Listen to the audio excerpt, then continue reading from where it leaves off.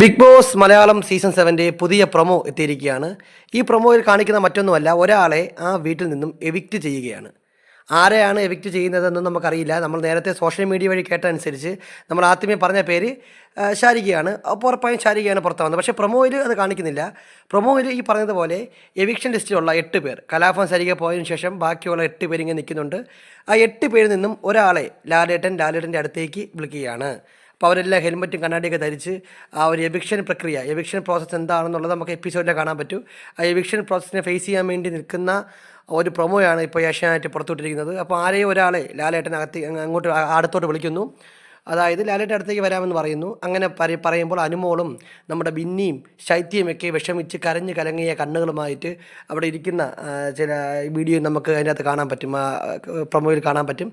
എന്തായാലും മുന്നോട്ട് പോകണം. കാര്യം എന്ന് വെച്ചാൽ ഇതിപ്പോൾ 15 പേരായി. ഇപ്പോൾ ഇനി 7 വൈൽഡ് കാർഡ് എൻട്രിയൊക്കെ വന്ന് കുറച്ചും കൂടി മത്സരങ്ങൾ രസകരമാവണമെങ്കിൽ അവിടെ പ്രേക്ഷകരുടെ വോട്ട് കുറവുള്ള ഒന്നിലധികം പേരോ പുറത്താവുമെന്ന് ഈ ആഴ്ച തുടക്കത്തിലേ നമ്മുടെ ചാനൽ വഴി പറഞ്ഞിരുന്നു. അതനുസരിച്ച് നമ്മൾ പറഞ്ഞതുപോലെ തന്നെ തിങ്കളാഴ്ച മുതൽ പറയുന്നത് പോലെ തന്നെ നമ്മുടെ കലാഭവൻ സരികയും ശാരികയുമാണ് ഈ ആഴ്ച പുറത്തായത്. അപ്പോൾ അടുത്ത ഓഗസ്റ്റ് 28 ഒരു 7 വൈൽഡ് കാർഡ് എൻട്രി കൂടെ അകത്തേക്ക് കയറും. അതിന് മുന്നോടിയായിട്ടാണ് ഇത്തരം ആൾക്കാരെ, ഇപ്പോൾ പ്രേക്ഷകരുടെ വോട്ട് കുറവുള്ള ആൾക്കാരെ പുറത്താക്കുന്നത്. അതനുസരിച്ചുള്ള പ്രൊമോയാണ് പുറത്തു വന്നത്. ഇന്ന് പുറത്താവുന്നത് നമ്മുടെ ശാരിക KB ആണ്. ബിഗ് ബോസുമായി ബന്ധപ്പെട്ട കൂടുതൽ വിവരങ്ങൾ അറിയാൻ വേണ്ടി നമ്മുടെ ചാനൽ സബ്സ്ക്രൈബ് ചെയ്യുക.